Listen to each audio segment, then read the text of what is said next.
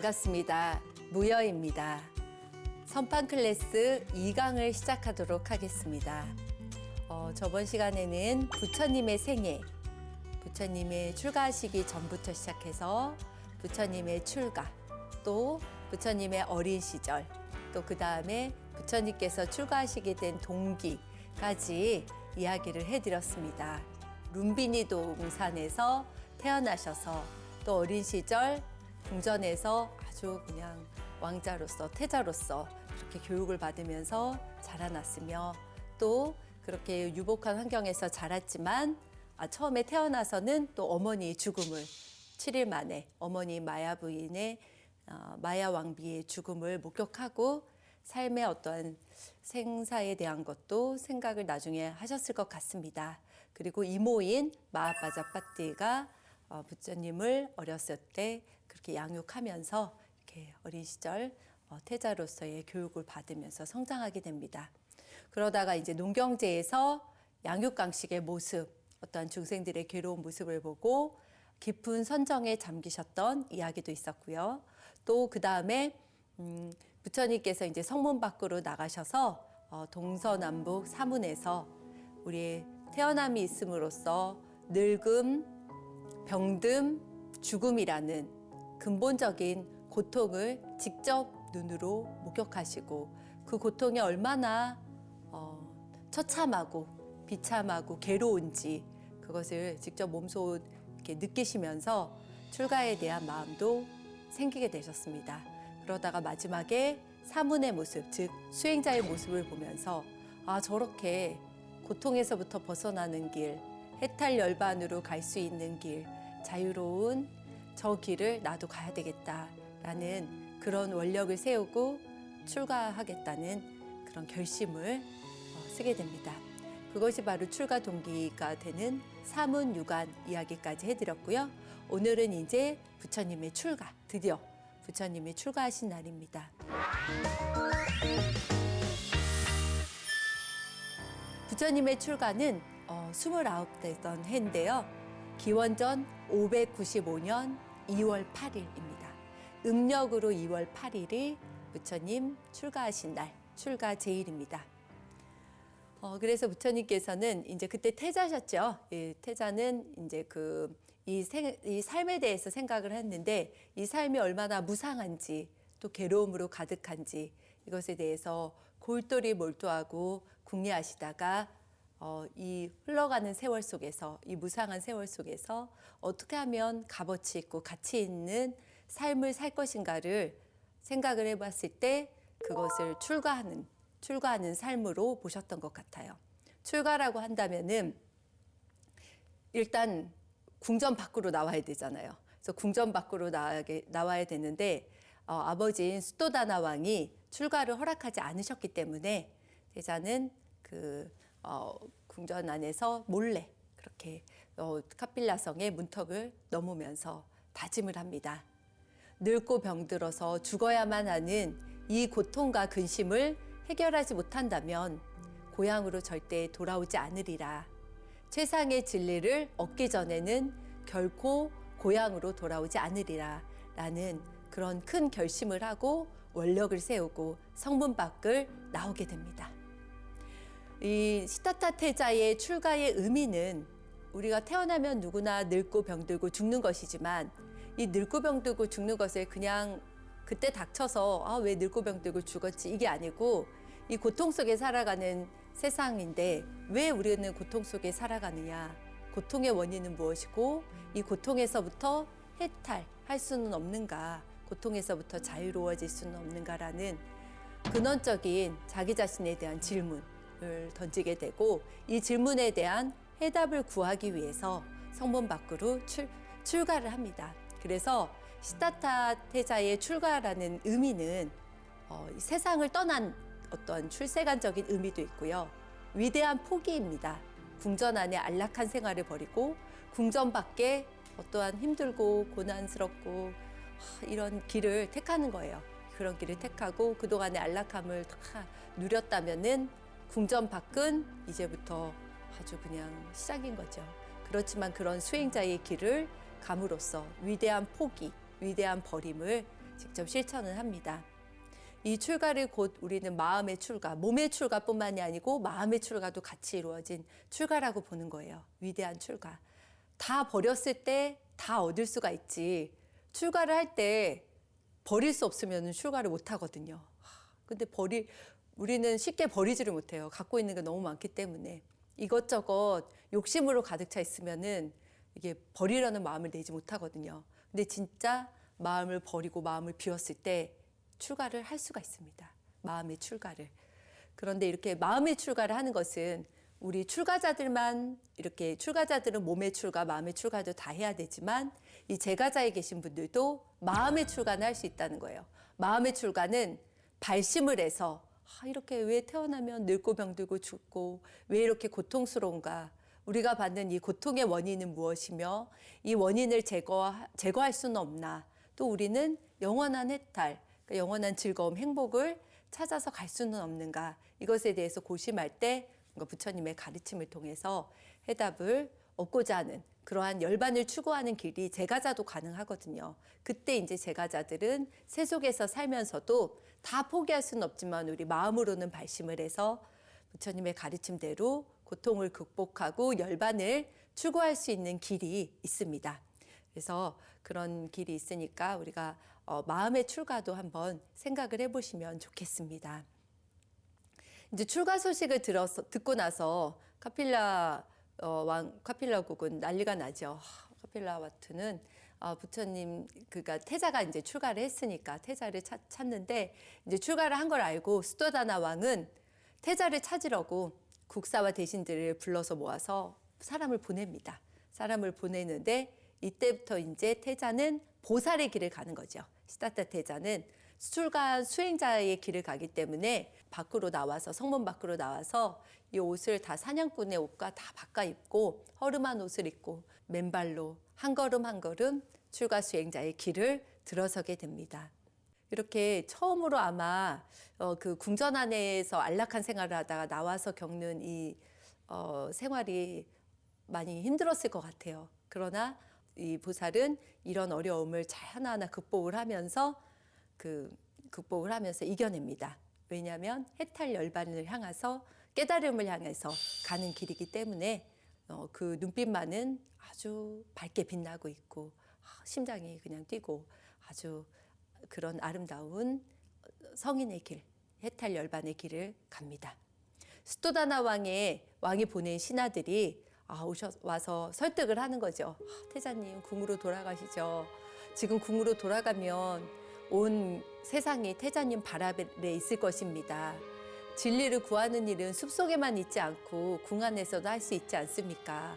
이렇게 설득을 하려고 하는데 설득을 할 수가 없죠, 이 보살을.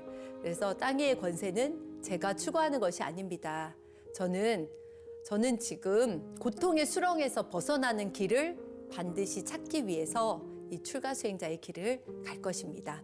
그때까지는 궁에 돌아가지 않겠습니다 하고 굳은 각오를 이야기를 합니다. 그때 신하들 가운데 5명이 있거든요. 이 5명을 끝까지 보살의 뒤를 따르면서 함께합니다. 그래서 스승을 찾아서 이제 처음에는 스승을 찾아서 떠나게 돼요. 첫 번째 만난 스승은 미틀라 인근에 사는 선인 박가와라는 분인데요. 이 선인은 물과 불을 섬기고 해와 달과 여러 정령을 숭배하고 있고 또 뭐를 하고 있냐면 고행을 하고 있어요. 아주 힘든 고행을 하고 있는데 고행을 하는 목적을 뭐냐고 물어보니까 이 육체는 속박이기 때문에 이 고통 덩어리인 육체를 학대하고 괴롭힘으로써 스스로 정화하여 그 보상으로 천상에 태어나 최상의 즐거움을 누리며 살게 되는 것이 이렇게 고행을 하는 목표라고 이야기를 합니다. 그러니까 보살이 생각하기에 즐거움을 얻기 위해서 잠깐 이 괴로움을 감내한다면은 끝없는 즐거움을 위해서 끝없이 고통을 감수해야 될 뿐이라고 생각을 하면서 고통의 연속이라고 이런 고행은 맞지 않는 것 같다고 생각하면서 다시 또 다른 스승을 찾아서 길을 나섭니다. 그때 이제 처음에 선정 수행을 하는 그런 수행자를 찾아서 선인을 찾아가거든요. 리차위족의 도시 웨살리로 떠나게 됩니다. 이때 알라라 깔라마라는 선인을 찾아가는데요. 이 선인의 사원에는 제단도 마련되어 있고 깊은 선정에 잠겨 있는 300명의 그런 수행자들이 아주 평화로워 보이는 모습이었습니다. 눈동자에는 굉장히 눈동자가 빛나고 진지함이 묻어나죠. 그래서 알라라 깔라마가 보살을 맞이하면서 우리는 지금 윤회의 삶에서 벗어나는 지혜를 가르치고 있다고 하면서 이런 지혜를 통해서 우리가 고통의 굴레에서 벗어날 수 있습니다 라고 이야기를 합니다. 그래서 이 알라라 깔라마가 그동안 수행했던 것을 보살은 얼마 되지 않아서 이 수행의 경지에 이릅니다. 이 수행의 경지가 무소유 처정 삼매거든요. 무소유 처정 삼매. 이 삼매를 경험을 하고 이 삼매가 끝이 아니고 더 없습니까? 라고 물어보니까 제가 얻은 지혜는 이것뿐입니다. 제가 얻은 경지는 이것뿐입니다. 그렇게 이야기를 하니까 그러면은 다른데 이제 더 이제 스승을 찾아서 더 길을 떠납니다. 이렇게 길을 떠나다가 겐지스 강을 건너서 마가다국으로 가게 돼요. 그래서 마가다국으로 가게 돼서 그쪽에서 이제 탁발을 하면서 이제 수행자의 삶을 살고 있는데 그때 마가다국의 왕이 빈비사라 왕이었거든요. 마가다 왕은 굉장히 강국이었는데 그때 빈비사라 왕이 이 보살을 만나기 위해서 직접 찾아왔습니다. 그래서 너무 젊고 기품이 있고 이렇게 귀한 분이 당신은 누구시냐고 물어보니까 나는 예전에 이제 석가족이었다고 시다타 태자였다고 이야기를 하니까 당신은 지금 이렇게 수행하는 것보다는 나라를 통치하는 거 더 좋을 것 같다고 이렇게 처음에 설득을 해요. 그랬더니 빈비사라 왕이 당신 같은 훌륭한 사람은 이렇게 마가다국을 저와 함께 다스리면서 백성을 이롭게 할 것 같은데 저와 함께 나라를 통치해보지 않으시겠습니까? 라고 이야기를 할 때 보살이 저는 지금 세상의 권세를 누리기 위해서 이렇게 출가한 것이 아닙니다. 저는 참다운 행복을 찾아서 사문의 길로 들었고 제가 원하는 것은 오직 깨달음입니다. 라고 이야기를 하니까 빈비사라 왕이 당신은 소원대로 꼭 깨달음을 얻을 것 같습니다. 마침내 깨달음을 얻으시거든 가장 먼저 이 도시를 찾아서 저를 제도해 주십시오.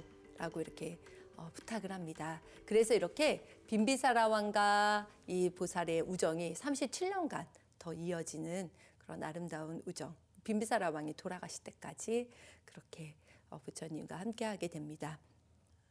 그리고 이제 라자가로 가는데 이 라자가라는 도시는 진보적이고 혁신적인 사상가들로 북적이는 도시예요. 그래서 이 도시에 가면은 거기 그때 당시에 이제 육사외도 6명의 큰 스승들이 많은 존경과 주목을 받고 있었고 그리고 보살은 그때 굉장히 유명한 우타카라마 뿌따라는 700명의 제자를 거느리고 있는 스승님을 찾아갑니다. 그래서 그 스승님을 찾아가니까 그 스승님은 선정수행을 하고 계신데 그 선정수행이 비상비비상 처정의 그런 삼매를 닦고 있는 스승님이었어요. 그래서 이 스승님을 만나서 그 스승님 밑에서 이런 수행을 닦고 이런 비상비비상 처정을 직접 경험하고 그 전모를 파악하게 됩니다. 그리고 나서도 이게 완전한 해탈의 경지가 아니고 더 없습니까? 라고 스승님께 물어보니까 이 스승님이 나는 지금 여기까지가 한계인데 더 높은 삼매는 아직 경험해보지 못했습니다. 이렇게 이야기를 합니다. 그랬더니 이 보살이 비상비비상처정의 이 삼매도 완벽한 해탈, 그러니까 진정한 해탈이 아니고 더 가야지만이 완전한 깨달음일 것 같은데 지금 여기에 나는 머무를 수가 없습니다. 라고 이야기를 하고 스승이 이제 같이 있자고 권유를 했는데도 보살은 다시 길을 떠나서 나섭니다. 그래서 드디어 이제 고행을 하게 되거든요. 고행을 하게 되는데 이제 결심을 하는 거예요. 그동안 훌륭하다고 소문난 모든 스승들을 찾아가서 깊은 선정 수행도 닦아보고 그렇게 함으로써 어느 정도의 이제 경지를 체험을 했는데 그리고 나서 더 이상 스승은 필요하지 않다라고 결심을 하면서 고행을 통해서 깨달음에 도달할 수 있는 그런 믿음을 가지고 이 고행하는 사람들이 모이는 그 우루엘라의 세나니의 발길을 멈췄습니다. 그래서 네란자라 강이 보이는 그곳에서 그 수많은 고행자들이 같이 모여서 고행을 하는 곳이거든요. 그래서 같이 그곳에서 고행을 합니다. 예전에 그 수도다나 왕이 보냈던 신하들 중에서 5명의 신하가 계속 보살하고 함께 있었거든요. 그때 그 5명의 신하가 보살이 고행을 하실 때 같이 옆에서 고행하는 도반이 되었습니다.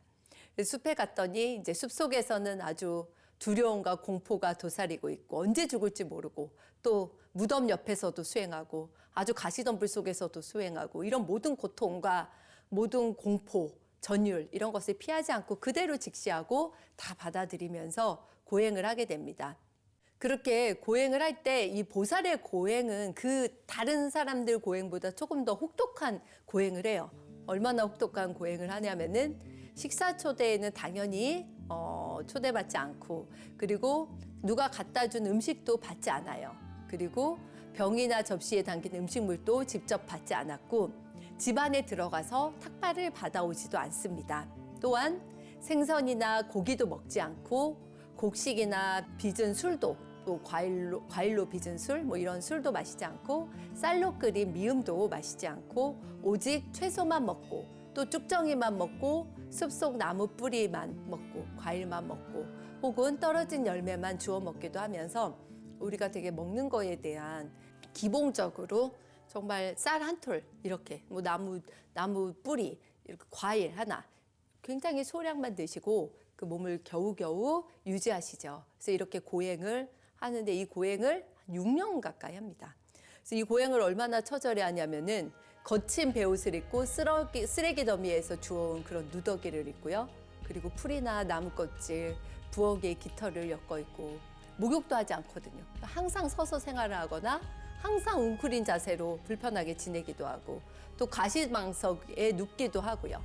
그래서 보살은 숲에서 살생은 일치하지 않고 그리고 목동이나 나무꾼들이 다가오면 놀란 사슴처럼 달아간 보살은 아주 숲에서 가장 고독한 사람이 되었다고 해요. 그래서 부처님의 그 고행상을 보면은 갈비뼈가 다 드러나고 눈은 움푹 패였고 모든 뼈가 다 드러나서 정말 살도 하나도 없고 그렇지만 몸은 다 말랐고 뼈만 다 드러났지만 눈빛만은 형형하게 빛나고 있는 그런 모습입니다. 그래서 이렇게 드시지도 않고 잠도 주무시지도 않고 심지어 숨도 참아요. 숨도 참는 고행을 하거든요. 그래서 보살은 호흡을 멈추는 고행을 실천하는 거예요.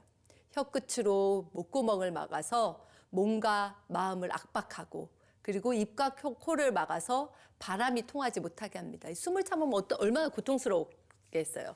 저도 뭐 숨을 참아본 적은 없지만 굉장히 일부러 숨을 참는다는 건 힘든 일인 것 같아요. 그래서 귀까지 막으니까 이제 강렬한 바람이 머리끝을 뚫고 분출하였습니다. 그래서 모든 이 구멍을 막고 숨쉬기를 멈추는 거예요.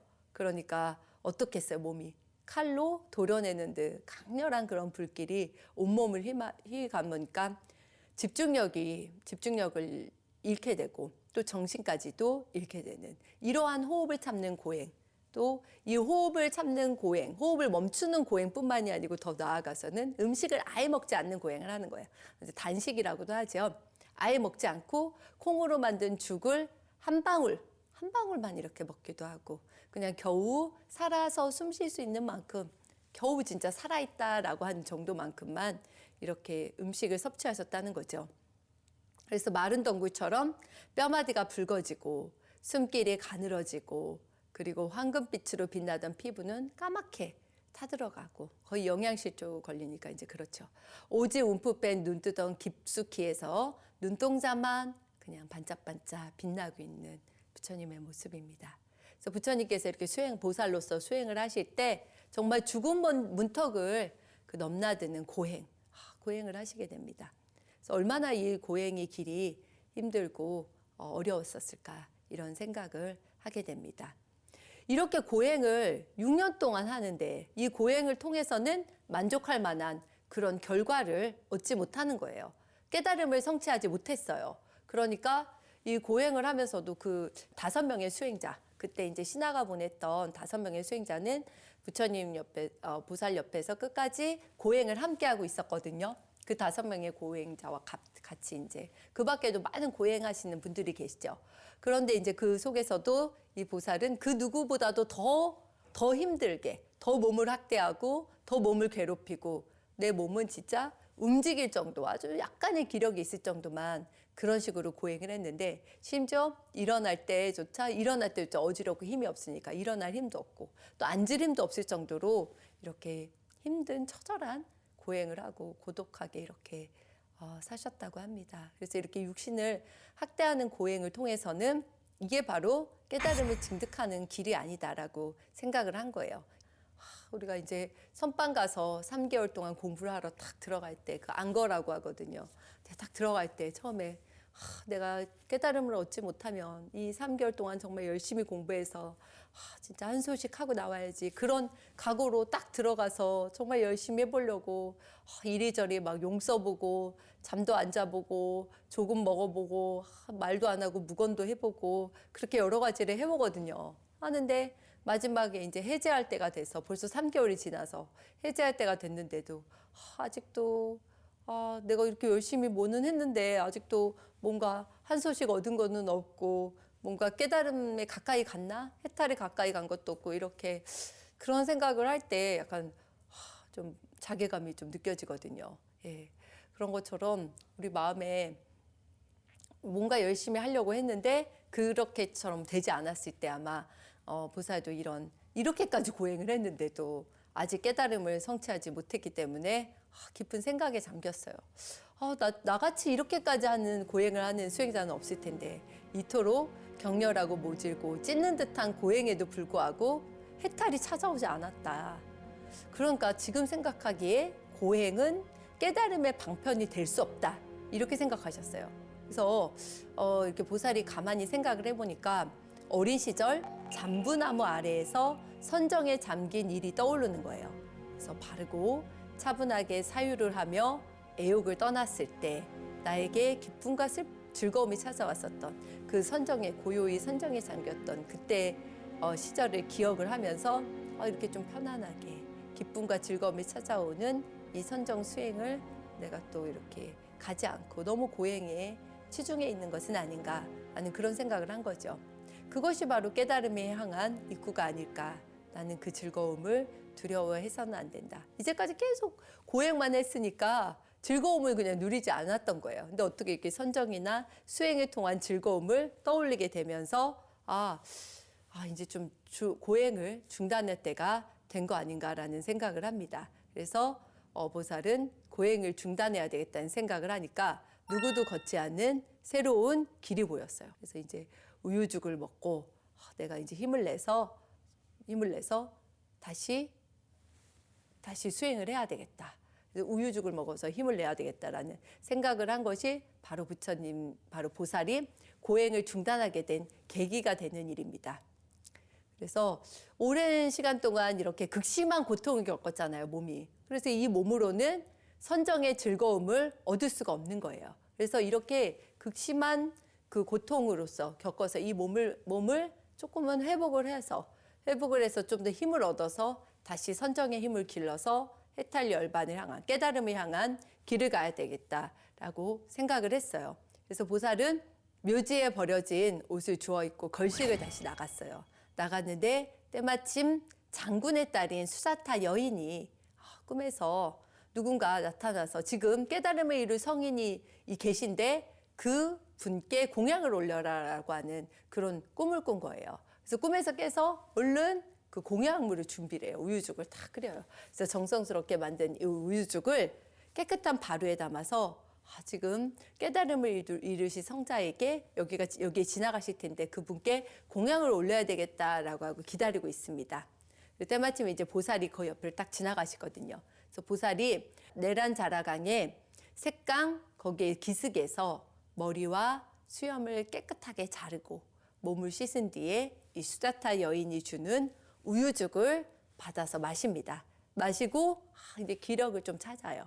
이 모습을 보고 너무 실망한 거예요. 누가 실망했냐면 함께 수행했던 5명의 고행 수행자들이 아주 실망을 합니다.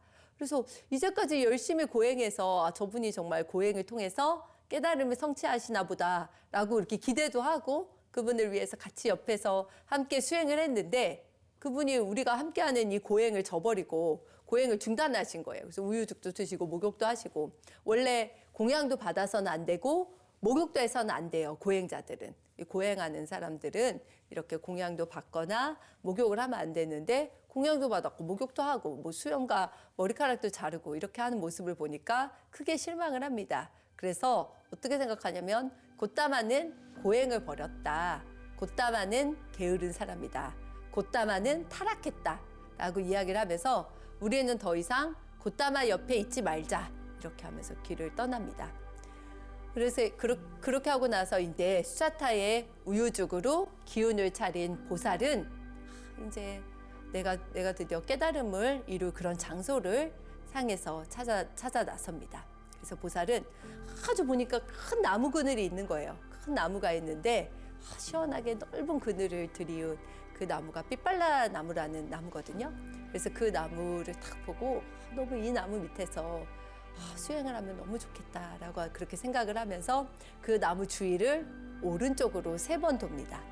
3번 돌고 나서 공손히 그 나무에게 합장을 해요. 합장을 하고 나서 그 반석 위에 그게 이제 풀을 깔아요. 그 풀을 이제 풀 이름을 길상초라고 하죠. 그래서 풀을 탁 깔고 동쪽을 향해서 앉습니다. 그 자리에. 그 자리에 앉으시면서 서원을 세우기를 여기 이 자리에서 내 몸은 말라버려도 좋다. 가죽과 뼈와 살이 다 없어져도 좋다. 어느 세상에서도 얻기 어려운 저 깨달음을 이루기까지 이 자리에서 죽어도 결코 일어서지 않으리라. 라고 하는 이런 서원을 세우고 그 자리에 딱 앉습니다. 그래서 나중에 이 삐빨라 나무가 부처님께서 그 나무 아래에서 깨달음을 성취하고 난 다음에 나무 이름이 이제 보리수라고 돼요. 그래서 보리는 깨달음이거든요. 깨달음 또는 안욕다라 삼藐삼보리 또는 무상정등 정각 다 똑같은 말인데 부처님께서 이루신 정각 깨달음의 나무라고 해서 보리수라는 그런 나무 이름이 돼서 이 나무 아래서 정말 딱 깨달음을 얻겠다는 그런 서원을 세우고 그 자리에 딱 앉아서 깊은 선정에 잠깁니다.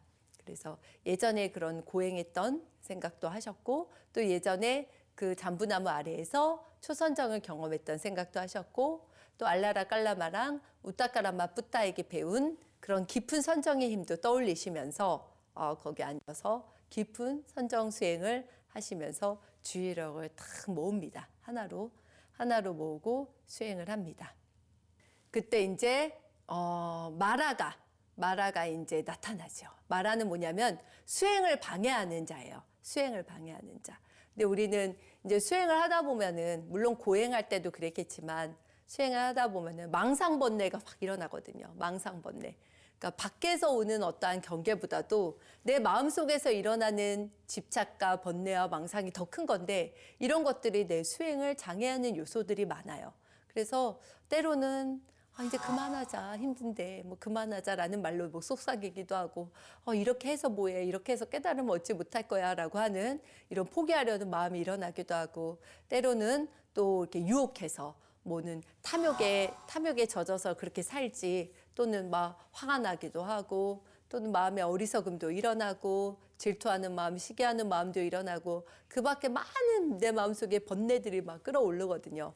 이런 것들이 나의 수행을 장애하는 요소입니다. 이 수행을 장애하는 요소들이 굉장히 많아요. 그래서 이 요소가 이제 요소들이 이제 마음속에 어떤 번뇌를 일으키고 내 마음속에서 어떤 갈등을 일으키는 거예요. 우리가 뭔가를 하려고 할 때 항상 장애되는 요소가 있잖아요. 그것이 어떻게 보면 밖에서 오는 어떤 그런 적이 아니고 내 내면의 적, 내 내면에서 일어나는 그런 마음들을 극복해야 될 때가 훨씬 더 많습니다. 그리고 내 내면에서 일어나는 마음을 극복했을 때 진짜 그 사람은 위대한 승리자라고 이야기를 했거든요. 그래서 내 내면을 극복하는 힘, 이것이 더 중요합니다.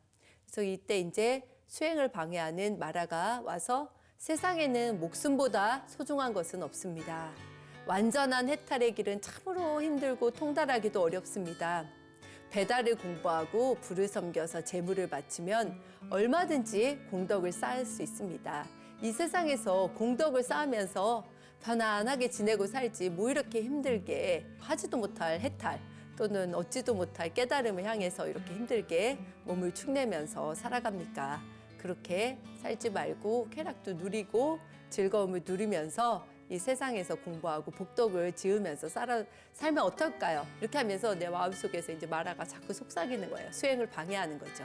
그러니까 보살은 나에게는 세간의 복락을 구할 까닭이 조금도 없습니다.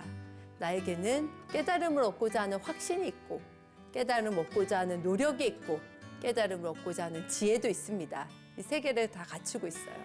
그래서 극심한 고통도 나는 감내했고 나에게는 어떠한 욕망도 없습니다. 보십시오. 내 몸과 마음의 깨끗함을 하면서 이 마라의 유혹에도 막 이겨내는 그런 마지막에 어떤 관문입니다. 그래서 내 마음속에 있는 마라는 바깥에서 온 것이 아니고 내 마음속에서 일어나는 어떠한 번뇌들, 번뇌망상, 탐진치, 말하자면 탐진치를 삼독이라고 하는데 세 가지 독, 탐내는 마음, 또 성내는 마음, 어리석은 마음, 이런 마음이 나 자신을 파멸로 이끈다. 내 자신을 망치는 것은 내 마음속에 일어나는 이러한 어떠한 나쁜 마음들 때문에 내 자신을 결국은 망치고 파멸로 이르게 된다라고 하는 그런 부분입니다. 그래서 마라의 이런 유혹에도 그렇게 유혹과 위협에도 넘어가지 않고 보살은 꿋꿋하게 수행을 정진합니다. 이게 마지막 관문이죠. 그러다가 이제 죽음을 부르는 자, 사악한 자, 마왕이 있어요. 이 중에서도 마왕. 마왕 빠삐오 파순, 마왕 파순이라고 하는데 이 마왕 파순이 굉장히 이제 시름에 잠기면서 이 욕계의 왕인데요. 욕계가 이러다가 무너지면 어떡하지? 지금 보살이 저렇게 열심히 수행해서 깨달음을 성취하면 어떡하지? 라고 하면서 정정긍긍해요. 그렇게 고민하고 고심하고 있을 때 이 마왕의 고심하고 고민하는 모습을 보고 마왕의 세 딸이 있거든요. 이 세 딸이 일명이 이제 가래, 혐오, 탐욕의 이 세 딸들이 보살을 타락시키고 이 세속의 때에 유혹시키기 위해서 이렇게 가서 이제 마음의 번뇌를 일으키게 하는 그런 작업을 합니다. 그런데 이렇게 세 딸이 아무리 유혹하고 아무리 보살의 마음을 흔들려고 해도 이 보살의 굳건한 마음, 굳은 결심, 신념 이런 것들은 흔들 수가 없죠.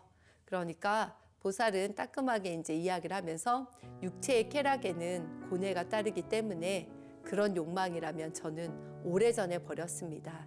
물러가십시오라고 이야기를 합니다.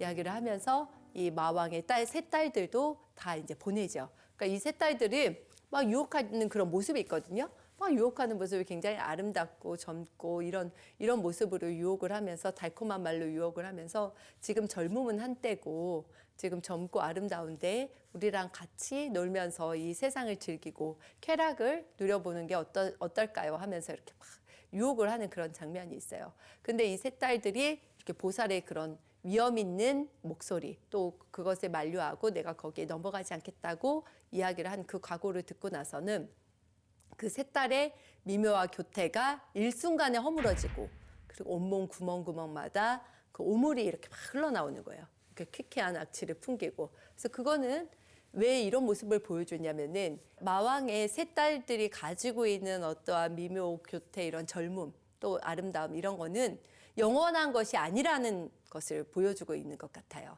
그래서 우리가 그 젊었을 때 또 아름다울 때 이거는 한때잖아요. 한때고 영원한 것은 없고 항상한 것은 없기 때문에 그 순간이 지나면은 그때처럼 그런 시절이 다시 오지 않는데 우리는 그때 그 시절이 영원할 거라고 착각하거나 또는 그 시절이 길다고 생각하고 더 가치 있는 일에 시간을 투자하지 못하고 그렇게 쾌락에 휩싸여서 또는 뭐 어떤 것에 휩싸여 가지고 집착과 번뇌에 막 소용돌이 속에서 괴로워하면서 살 수도 있거든요. 그래서 그렇게 괴로움에서부터 벗어나기 위해서 우리가 어떻게 이 마라의 유혹과 위협을 이겨냈는지 부처님의 삶을 통해서 우리가 수행을 하다 보면은 여러 가지 마음속에 이런 번뇌, 망상들이 일어나거든요. 수행을 방해하는 요소들이 굉장히 많습니다. 그래서 이것을 또 마장, 또 장애라고 하죠. 이렇게 장애가 일어났을 때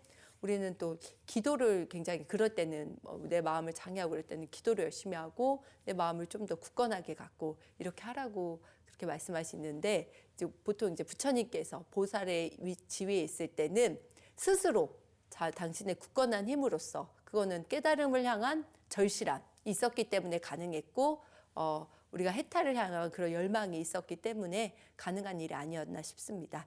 그래서 그러한 신념과 각오를 가지고 그 목표한 바를 향해서 절대 물러나지 않는 그 불태전의 마음으로 퇴전하지 않는 마음으로 결심이 딱 섰다면은 그때부터는 정말 그 수행을 방해하는 요소는 다 그때부터는 중요하지 않을 것 같아요. 그 누구도 그 수행을 방해할 수는 없을 것 같습니다. 그 굳은 각오와 결의가 되어 있다면은 반드시 깨달음을 성취할 수 있는 힘이 생기게 됩니다. 그래서 깨달음을 성취할 수 있는 힘이 점점 강해지는 거예요.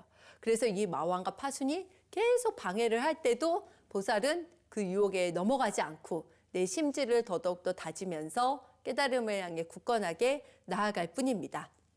그래서 마라의 분노가 극에 달하고 보리수 아래에 있는 보살을 굴복하기 위해서 타화자재천의 모든 군대와 무기를 동원하죠. 그 다음에 이제 유혹해도 안 되니까 이제 협박하고 위협하는 거예요. 그 사람의 마음을 이제 막. 그래서 폭풍과 회오리, 또 바위덩어리, 불덩이, 화살과 창, 재와 모래, 어둠과 공포로서 위협을 하고 그 죽음의 그런 공포도 느끼게 하고 전율도 느끼게 하고 협박도 하고 폭력도 휘둘리고 이렇게 하는데도 보살은 같이 폭력을 휘두르거나 같이 화를 낸다거나 같이 이렇게 하지 않거든요. 그러니까 아무런 위협이 되지 않는 거예요. 자비무적이라는 말이 있어요. 자비한 마음에는 적이 없어요. 그래서 아주 자비로운 마음에는 누가 나한테 욕을 하고 누가 나를 때리고 누가 나를 협박을 해도 그 사람의 마음에는 아무런 그 동요가 없고 아무런 그것은 자비로운 마음이 있기 때문에 가능한 거거든요. 정말 자비로운 마음에는 다 용서가 가능하고 자비와 연민심이 있으면은 어떠한 적도 만들지 않는 그러한 수행의 경지에 이르게 되는데 이 보살의 경지라는 거는 이미 이 정도의 그 경지에까지는 올랐기 때문에 그 어떠한 위협, 유혹에도 절대 흔들리지 않고 굳건한 심지로서 어떻게 보면은 이러한 것도 유혹이나 위협이나 이런 것도 하나도 나의 수행을 방해하지 않는다. 오히려 자비한 마음으로서 이 마왕 파순이나 이 마라의 세 딸을 그 연민심으로서 바라보면서 저 중생들도 언젠가는 저런 마음을 버리고 악한 마음을 버리고 해탈 열반을 성취해야 될 텐데라는 그런 마음으로 이제 바라보게 되는 거죠. 또 그리고 마라는 위협을 해도 안 되니까 이제 회유까지 하는 거예요. 어떠한 회유를 하냐면은 하늘나라의 안락을 누리게 해주겠다면서 보살을 회유합니다. 마라여, 그대가 누리는 즐거움은 대단한 것이 아닙니다. 과거의 보시한 공덕으로 욕계의 지배자가 되었지만 그 복은 한계가 있습니다.